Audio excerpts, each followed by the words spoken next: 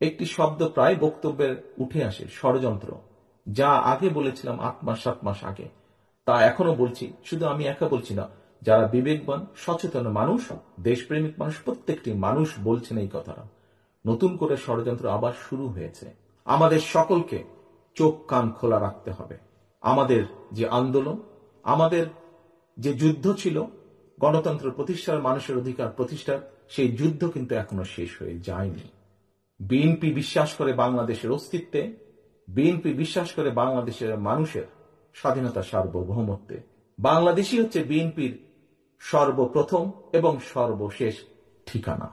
যে হত্যাকাণ্ড জুলাই আগস্টে হয়েছে, যে হত্যাকাণ্ড গত 15 বছর হয়েছে, আমাদের সুযোগ আসলে ইনশাল্লাহ প্রত্যেকটি হত্যাকাণ্ডের আমরা বিচার করব।